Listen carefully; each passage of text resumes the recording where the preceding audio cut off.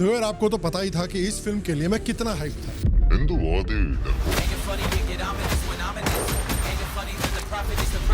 First day इसको देखने के लिए गया, इनक्रेडिबल एक्सपीरियंस था। मूवी शुरू होती है एक और आइकॉनिक गीता कोट से, और जो लोगों ने धुरंधर 1 एंजॉय की, जो होप कर रहे थे कि इस फिल्म में extra testosterone, extra action, extra drama और इस स्टोरी का एक सैटिस्फाइंग कंक्लूजन होगा, वो सब हमें देखने को मिला है। इनफैक्ट इस मूवी की हाइप इतनी है कि दूसरे स्टूडियोज इतना इनसिक्योर फील कर रहे हैं कि उनको पोस्ट डालने पड़ रहे हैं इस फिल्म के रिलीज डेट पे। इनफैक्ट आदित्य धार ने फिर से स्पेशल फोर्सेस को बुला लिया है ये मेक श्योर करने के लिए कि धुरंधर पार्ट 2 1500 करोड़ तक पहुंच जाए। पब्लिक का रिएक्शन क्रेजी आ रहा है। बहुत बढ़िया। क्या अच्छा लगता है भाई मूवी में ये अच्छा लगा कि सरदारों के बिना कुछ नहीं हो सकता। कितनी रेटिंग? 10 on 10। पैसा वसूल है ना? पैसा भाई, पैसा तो मुझे ऐसा लग रहा है कम पैसे दिए मैंने और मूवी ज्यादा अच्छी थी। आज के रणवीर सिंह को मैं बोलना चाहूंगा कि ऐसी मूवी बनाए धुरंधर जैसी। धुरंधर के भाई बढ़िया मूवी है, एक नंबर, क्या थ्रिलर मूवी है भाई। रणवीर सिंह अनबिलीवेबल, कुछ एक्टिंग ही नहीं है, मतलब कमबैक हो गया भाई का फाइनली। आराम से बहुत वन साइडेड खा गया, वन साइडेड। अमेजिंग एक्टिंग, जो सीन्स डेप्थ वाले जरूरी थे उसमें डेप्थ इमोशन दिखाए गए हैं। मूवी के बाद पूरा सिनेरियो आंटी जी ने एक लाइन में बता दिया। जो इंडियन है, इट्स पेट्रियोटिज्म। इंडियन को ये मूवी बहुत बहुत बहुत अच्छी लगेगी। जो ट्रेटर्स हैं उनको मिर्ची लगेगी। ओपनिंग भी बहुत मैसिव रही है। तो आइए इस मूवी के बारे में बात करते हैं। क्या मुझे अच्छा लगा, क्यों आपको ये मूवी देखनी चाहिए, किन की परफॉर्मेंसेस मुझे अच्छी लगी, और क्यों पाकिस्तान की पीआर इस मूवी सीरीज ने इस तरह से बर्बाद की है भारत में कि भगवान करे कभी भी फिक्स ना हो।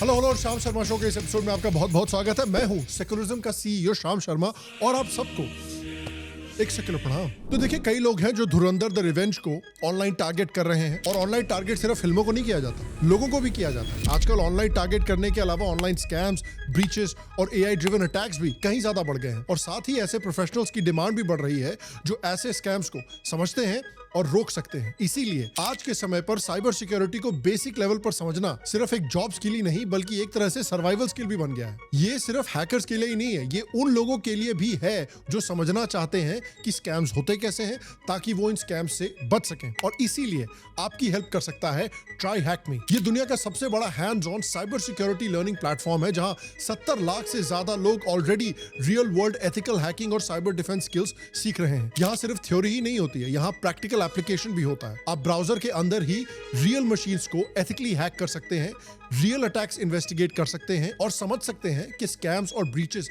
एक्चुअली किए कैसे जाते हैं, होते कैसे हैं। इसके लिए आपको सिर्फ एक बेसिक लैपटॉप और इंटरनेट कनेक्शन चाहिए। बिगिनर्स के लिए एको नाम का एक ट्यूटर भी है जो स्टेप बाय स्टेप आपको गाइड करता है। अगर आप स्टूडेंट हैं या वर्किंग प्रोफेशनल हैं, साइबर सिक्योरिटी सिर्फ स्कैम से बचने का तरीका नहीं है, बल्कि एक solid long term career option भी बन सकता है आपके लिए। ट्राई हैक मी ऐप आप फ्री में स्टार्ट कर सकते हैं, और अगर आप सीरियसली इसमें करियर बिल्ड करना चाहते हैं तो अफोर्डेबल प्रीमियम प्लान्स भी अवेलेबल हैं। साथ ही आप यहाँ कोर्सेज भी कर सकते हैं जिससे आप सर्टिफाइड हो सकेंगे, और सेम फील्ड में जॉब मिलना भी काफी आसान होगा। और अगर आप मेरा coupon code SHAM30 again SHAM30 use करेंगे तो एनुअल प्लान पर आपको 30% ऑफ मिलेगा।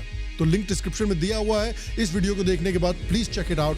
And now back to the movie. देखिए, अगर आपने धुरंधर पार्ट 1 को एंजॉय किया तो ऑब्वियस है कि धुरंधर द रिवेंज से आपकी एक्सपेक्टेशंस काफी हाई होंगी, और ये मूवी उन एक्सपेक्टेशंस को मीट करने में बाय एंड लार्ज काफी सक्सीड करती है। ना सिर्फ ये एक वर्दी सक्सेसर है धुरंधर पार्ट 1 की, बल्कि एक बहुत सैटिस्फाइंग कंक्लूजन भी है इस स्टोरी का। और एक देखिए, इस मूवी सीरीज की जो यूएसपी है वो है इस फिल्म का म्यूजिक। धुरंधर पार्ट 1 का जो म्यूजिक था, वो एल्बम इतना बड़ा बैंगर था कि उसके सारे गाने सुपर हिट हो गए, और सेम पोटेंशियल मुझे लगता है धुरंधर द रिवेंज में भी है। Shashwat Sachdev honestly once in a generation talent है यार। फिर से इसने ओरिजिनल म्यूजिक और कुछ बहुत ही इंटरेस्टिंग रिमिक्सेस यूज किए हैं इस फिल्म को और स्पाइस देने के लिए, और सारे जो सीन्स हैं उसके साथ ये जो म्यूजिक है बहुत परफेक्टली सिंक होता है। और इस मूवी में वो सारी चीजें हैं जो आप एक सीक्वल से एक्सपेक्ट करते हैं। इस फिल्म का एक्शन बिगर है और पहले फिल्म के कंपैरिजन में और भी ब्रूटल है, if you can believe it. और अगर परफॉर्मेंसेस के बारे में बात करें तो इस पूरी फिल्म फ्रेंचाइज में रणवीर सिंह के बारे में तो हमको सबसे पहले बात करनी पड़ेगी, बिकॉज इन 2 मूवीज के बाद Ranveer Singh I would say अपनी जनरेशन के सबसे टैलेंटेड एक्टर्स में से एक एस्टैब्लिश हो चुके हैं। वो लेजेंड ऑफ द गेम बन के रिटायर होने वाले भाई। वो सिर्फ अपनी जनरेशन के one of the highest grossing actors ही नहीं है, बल्कि इस मूवी में उन्होंने जो एक्टिंग रेंज दिखाई है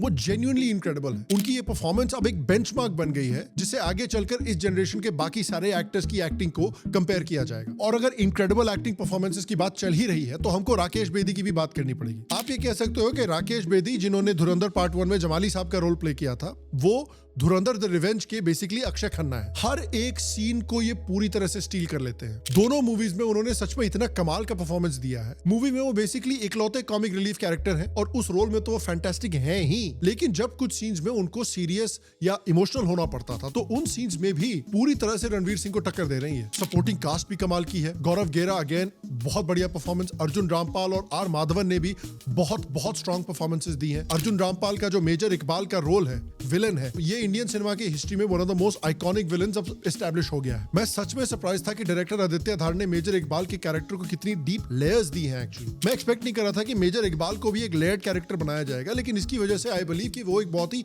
इंटरेस्टिंग कैरेक्टर भी बन जाता है। इसके बावजूद कि वो क्लियरली एक विलन है और क्लियरली एक रिलीजियस जेलट है। और अगर हम एक्टिंग परफॉर्मेंसेस की बात कर रहे हैं तो यार हमको कास्टिंग की बात करनी पड़ेगी। ऑनेस्टली ओवरऑल फिल्म की कास्टिंग इतनी जबरदस्त है। इनफैक्ट इस फिल्म में कुछ ऐसे सरप्राइजिंग कैमियोज हैं जिनकी कास्टिंग तो यार मैं क्या बोलूं, ऐसा लगता है कि बिल्कुल मिरर इमेज लाके सामने खड़ी कर दी है। यहाँ मैं आपके लिए कुछ भी स्पॉइल नहीं करना चाहता हूँ। मैं चाहता हूँ कि आप थिएटर में जाके जिस तरह मैंने एंजॉय किया उस तरह मैं भी एंजॉय करें, लेकिन फिर भी पूरी की पूरी कास्टिंग टीम को इस कमाल के कास्टिंग प्रोसेस के लिए एक बहुत बड़ा सलूट तो बनता है। और अब बात करते हैं इस फिल्म के दो सबसे इंपॉर्टेंट पार्ट्स के बारे में।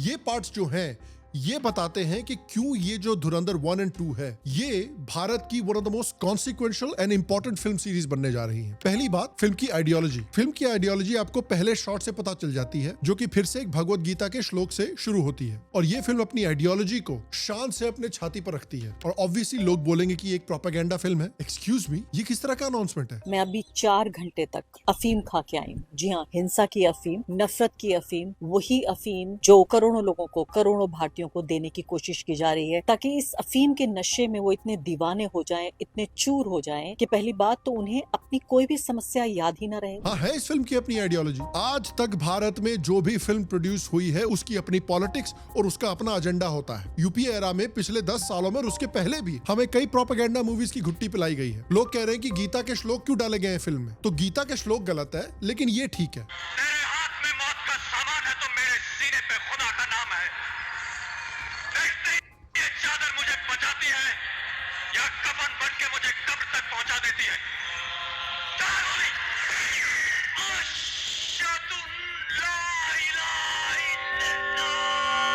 और ये भी ठीक है। तो बॉलीवुड इस्लाम की ट्रीटमेंट इस तरह से करती है, जबकि हिंदुइज्म की ट्रीटमेंट देखिए।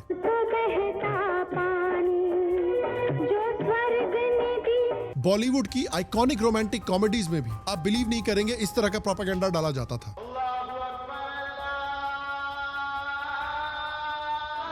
खुदा की रहमत का सुना था, आज देख भी लिया। हमने बॉलीवुड में मैं हूं ना और शौर्या जैसी मूवीज देखी हैं जहां पाकिस्तानियों को बिल्कुल अच्छा दिखाया गया है, बड़े दिल वाला दिखाया गया है, लेकिन हमारे उन इंडियन आर्मी के सोल्जर्स को विलन बना दिया गया है जो पाकिस्तानी आतंकवादी अटैक से इंडियंस को बचाने के लिए अपनी जान की बाजी लगा देते हैं। फिर आती है my name is Khan, New York और कुर्बान जैसी मूवियां। ये मूवी 26/11 अटैक्स के कुछ ही महीनों बाद, कुछ ही सालों बाद आई थी और इनका मेन काम था उस इस्लामिस्ट टेरर को पूरी तरह से व्हाइट वॉश करना जिसने कुछ समय पहले ही मुंबई में 150 लोगों की जान ली थी। इन तीनों मूवीज ने उल्टा आतंकवाद के लिए इंडियन विक्टिम्स को ही ब्लेम करना शुरू कर दिया, सिर्फ इसलिए क्योंकि उन्होंने इस्लामिक रेडिकलिज्म और इस्लामिस्ट आतंकवाद पर जायज सवाल उठाए थे, लेजिटिमेट सवाल उठाए थे। रंग दे बसंती को हम कैसे भूल सकते हैं? ओपनली एक कम्युनिस्ट और एनार्किस्ट प्रोपेगेंडा फिल्म थी वो। इस फिल्म में जो एक इकलौता प्राउडली हिंदू कैरेक्टर है उसको सीधा एक अनपढ़ गुंडे जैसा पोर्ट्रे किया गया था। और भले ही ये कैरेक्टर एंड में जाकर एक तरह से प्रोटैगनिस्ट बन जाता है, लेकिन उसका रिडेम्पशन तभी होता है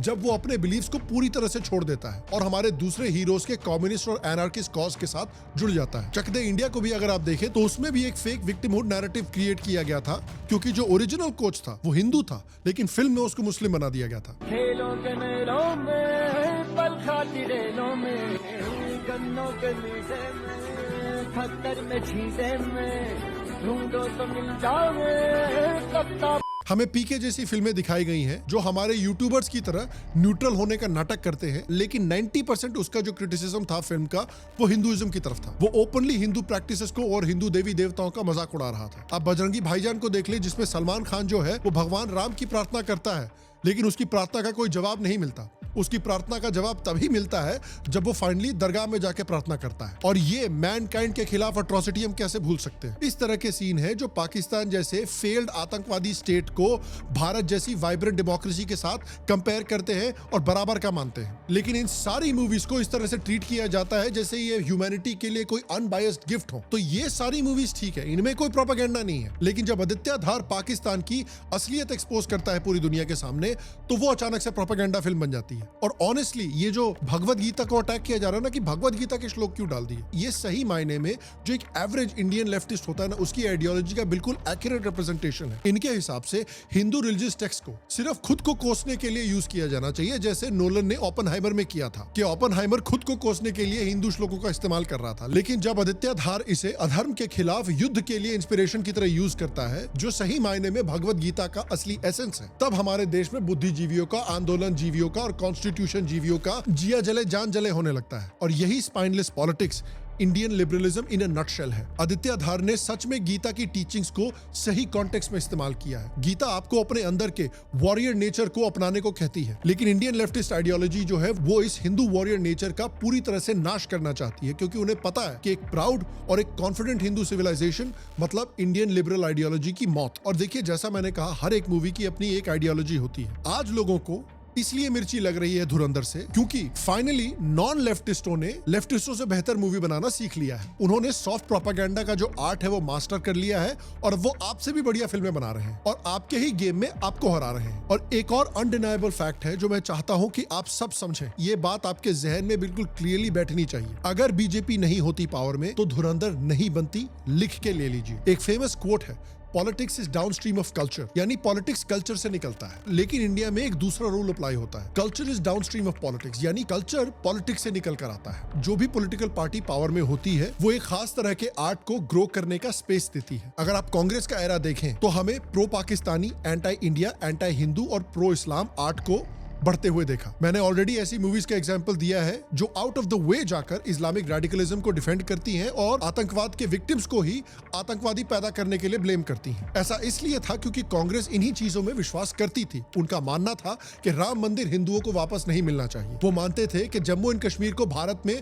रीइंटीग्रेट नहीं करना चाहिए क्योंकि उससे उनका मुस्लिम वोट बैंक नाराज हो जाएगा। उन्हें लगता था कि हिंदू लॉज को रिफॉर्म करना जरूरी है, लेकिन इस्लामिक लॉज को छेड़ने की कोई जरूरत नहीं है। वो चाहते थे कि हिंदूज अपने कल्चर को लेकर हमेशा शर्मिंदा फील करें ताकि वो डिमोरलाइज रहे और डिवाइडेड रहे। इस तरह वो कभी भी यूनाइट होकर कांग्रेस को पावर से बाहर नहीं निकाल पाएंगे। और वो चाहते थे कि मीडिया और आर्टिस्ट जनता के दिमाग में यही बातें डालती रहे ओवर एंड ओवर अगेन। इसलिए हमें उस तरह की फिल्में मिलती थी। पिछले 10 सालों से 11 सालों से बीजेपी पावर में है। बीजेपी फंडामेंटली एक स्ट्रॉन्ग इंडिया में मानती है। उनका मानना है कि इंडिया एक प्राउड हिंदू सिविलाइजेशन है। यही वजह है कि बीजेपी के अंदर the Kashmir files, Kerala story, Uri, Tanhaji, RRR और अब धुरंधर जैसी मूवीज के लिए इंटेलेक्चुअल स्पेस क्रिएट किया गया है। मैं गारंटी दे सकता हूं कि कांग्रेस गवर्नमेंट के अंदर इनमें से एक भी मूवी नहीं बन पाती। बॉटम लाइन यह है कि यही इन दोनों पार्टीज के बीच का असली फर्क है और इसीलिए मुझे लगता है कि बीजेपी भारत के लिए कांग्रेस से 100 गुना बेहतर है। आप इसके लिए मुझे बीजेपी फैन बॉय बोल लीजिए, आप इसके लिए आदित्य धार को बीजेपी फैन बॉय बोल लीजिए, लेकिन इससे फैक्ट्स चेंज नहीं होंगे। मैं चाहता हूं कि भारत देश अपनी रूट्स में प्राउड फील करे, शर्मिंदा नहीं फील करे। मैं चाहता हूं कि भारत देश अपने दुश्मनों के आगे स्ट्रांगली खड़ा हो, कमजोर ना बने। एक यूनाइटेड हिंदू सोसाइटी ना सिर्फ भारत के लिए अच्छा है, बीजेपी के लिए भी अच्छी है। और एक डिवाइडेड हिंदू सोसाइटी भारत के लिए खराब है लेकिन कांग्रेस के लिए अच्छी है। यही दोनों पार्टीज के बीच का सबसे बड़ा फंडामेंटल डिफरेंस है। और फाइनली एक समय पे एक बहुत बड़े अनबायस्ड यूट्यूबर जिनका कोई बायस नहीं है, उन्होंने ये कहा था, पोस्ट करने वाले लोग कहते हैं कि भाई हमारी हिस्ट्री बिगड़ रही है इस मूवी की वजह से। तो भाई अगर एक मूवी हिस्ट्री को बिगाड़ सकती है तो जाओ तुम भी फिल्म डायरेक्शन का कोर्स करो, अपनी मूवी बनाओ, रिलीज करो, जो दिखाना है दिखाओ और सही कर लो अपनी हिस्ट्री। अब बना तो ली बे, अब क्यों रो रहा है, चुप हो जा। और इसीलिए इस फिल्म में हमारा जो हीरो है जसकीरत सिंह रंगी, उसका ये आइकॉनिक लुक रिवील होता है जो डायरेक्टली भगवत गीता के वर्सेस को सिंबलाइज करता है, जहां भगवान कृष्ण अर्जुन को अपना विराट विश्व रूप दिखाते हैं और उसे युद्ध के लिए तैयार होने को कहते हैं। और देखिए, इस फिल्म से कुछ लोगों की जल रही है, लेकिन गेम ऑल्सो रिकॉग्नाइजेस गेम, क्योंकि जो बड़े बड़े साउथ स्टार्स हैं जो पिछले कुछ सालों से इंडियन फिल्म इंडस्ट्री को डोमिनेट कर रहे हैं, जो अपनी स्टारडम में बिल्कुल कॉन्फिडेंट है, जो शाहरुख खान, ऋतिक रोशन और वायर स्पाई यूनिवर्स की तरह इनसिक्योर नहीं फील कर रहे हैं, वो सामने से आके कांग्रेचुलेट कर रहे हैं इस फिल्म को। चाहे अल्लू अल्लू अर्जुन हो, चाहे विजय देवरकोंडा हो, चाहे एनटीआर जूनियर हो, इस ट्वीट को बेसिकली आप एनटीआर जूनियर का वाईआरएफ के स्पाई यूनिवर्स से रेजिग्नेशन लेटर ही समझ लीजिए। महेश बाबू ने भी धुरंधर की तारीफ की है। तो ये एक बड़ा फैक्टर था इस फिल्म का। और इस फिल्म का दूसरा बड़ा फैक्टर जो मैं आपके साथ शेयर करना चाहता हूं कि क्यों ये फिल्म इतनी स्पेशल है, कि इस फिल्म का एक और मेरा फेवरेट पार्ट ये था कि इस सीरीज ने यंग इंडियंस की नजरों में पाकिस्तान की रेपुटेशन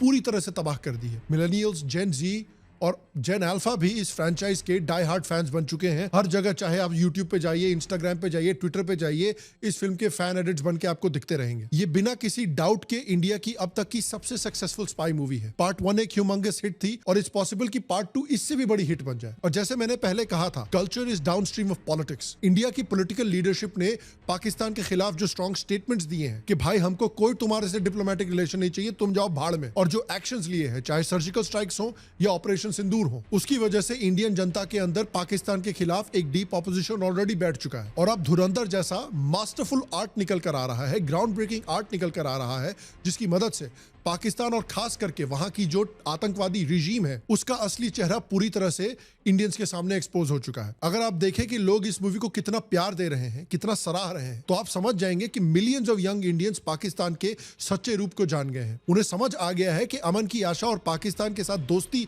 या भाईचारा पॉसिबल ही नहीं है, क्योंकि पाकिस्तान और वहां की रिजीम की जिंदा रहने की अकेली वजह इंडिया और इंडियन सिविलाइजेशन से नफरत करना है। फाइनली ये अगली सच भारत के लोगों के सामने आ रहा है। अगर आप नोटिस करें कि आजकल की यंग जनरेशन के इंडियन क्रिकेटर्स पाकिस्तानी प्लेयर्स के साथ कैसा बर्ताव करते हैं compare to previous generations. We stand by with the victims of the families of Pahalgam terror attack, and we express our solidarity. And also, most important thing for me, we want to dedicate today's win to all our armed forces who showed a lot of bravery. तो clear हो जाता है कि उन्हें भी पाकिस्तान पसंद नहीं है। इंडिया के यंग लोग इस आतंकवादी रिजीम के साथ अमन की आशा के मूड में अब नहीं रहे, जितना पुरानी जनरेशन पागल रहती थी। और इस वजह से मैं धुरंधर फ्रेंचाइज और आदित्य धार का हमेशा थैंकफुल रहूंगा और मैं उनका बनाया हुआ कोई भी प्रोजेक्ट देखने जाऊंगा। और इसका एक और पॉजिटिव एक्सटर्नैलिटी ये रही है कि उन्होंने एक तरफ से वाईआरएफ स्पाई यूनिवर्स का भी गेम बजा दिया। ऑनेस्टली धुरंधर सीरीज के बाद वाईआरएफ की स्पाई स्लॉप मूवीज देखना वैसा ही लगेगा जैसे सेविंग प्राइवेट रायन के बाद शिनचैन देखना जाके। यही वजह है कि बॉलीवुड के दूसरे स्टूडियोज क्यों इतना इनसिक्योर फील कर रहे हैं। इस मूवी को एक्स्ट्रा पॉइंट्स इस बात के भी मिलते हैं कि इसने खालिस्तानी मूवमेंट को और वो कैसे पंजाब के यूथ को ड्रग्स और गैंग वेलफेयर से पॉइजन करने की कोशिश कर रहा है, उसको भी एक्सपोज किया है। और इस मूवी में जो यार डिटेलिंग है उसको स्पेशल शाउट आउट मैं देना चाहता हूं। भले ही ये इवेंट्स फिक्शनाइज किए गए हैं टू एन एक्सटेंट, लेकिन जिन चीजों पर ये बेस्ड है वो बिल्कुल सच है। मूवी में हमजा जिन लोगों को भी टारगेट करता है वो सब रियल लोग हैं। मैं आपके लिए कुछ भी स्पॉइल नहीं करूंगा क्योंकि इस फिल्म में कुछ ऐसे टारगेट्स भी हैं जो एक तरह से एक सरप्राइज है, तो वो मैं आपके लिए स्पॉइल नहीं करूंगा। लेकिन मूवी के इवेंट्स क्रिएट करने में जिस लेवल की रिसर्च की गई है वो एब्सोल्युटली माइंड ब्लोइंग है। टेरर फाइनेंसिंग किस तरह से काम करती है, पाकिस्तान ब्लैक मनी फनल करके किस तरह से नेपाल और इंडिया में प्रॉक्सीज के थ्रू पैसा भेजता है, और डिमोनेटाइजेशन ने टेरर फाइनेंसिंग को खत्म करने में क्या रोल प्ले किया, ये सारी डिटेल्स एकदम ब्रिलियंटली रिसर्च की गई हैं। बलोच लोगों को किस तरह से परेशान किया गया है, पाकिस्तान के अंदर किस तरह से पॉलिटिकल गेम ऑफ थ्रोन्स चलता रहता है, और वहां के अलग अलग ग्रुप्स के बीच की जो एथनिक टेंशंस हैं, ये सब बहुत डीपली रिसर्च करके बहुत ब्यूटीफुल तरीके से प्रेजेंट की गई है। हर एक डिटेल को मेटिकुलसली प्लान किया गया है। तो मेरी तरफ से देखिए, इस मूवी को मिलता है एक सेक्युलर A+। ये इस धुरंधर सागा का एक फैंटास्टिक कंक्लूजन है। आदित्य धार और रणवीर सिंह ने पूरी तरह से totally Dev knocked it out of the park. I hope कि ये मूवी आदित्य धार और रणवीर सिंह को बहुत बहुत अमीर बनाए, और आदित्य धार जितने पैसे लगाना चाहे उतने पैसे लगा के अपना अगला प्रोजेक्ट बनाए। उसके साथ साथ तो आप जाइए इस फिल्म को देखिए और इस फिल्म को इंडिया की पहली 2000 करोड़ कमाने वाली फिल्म बनाइए जाकर। और अगर आप लोग साइबर सिक्योरिटी में सीरियसली करियर बनाना चाहते हैं, सिर्फ क्यूरियोसिटी नहीं बल्कि एक्चुअल जॉब एम कर रहे हैं, तो ट्राई हैकमी बेस्ट प्लेस है स्टार्ट करने के लिए। फ्री में शुरू कर सकते हैं, लेकिन फुल एक्सेस और सर्टिफिकेशन प्रेप के लिए प्रीमियम लेना बेटर है। कोड SHAM30 SHAM30 का यूज करें और एनुअल प्लान पर 30% ऑफ पाएं। लिंक डिस्क्रिप्शन में है, गो चेक इट आउट। आपसे अगले वीडियो में मुलाकात होगी और तब तक के लिए स्वस्थ रहें, सुखी रहें, फिर मिलेंगे। आप सबको सेक्युलर प्रणाम और जय हिंद।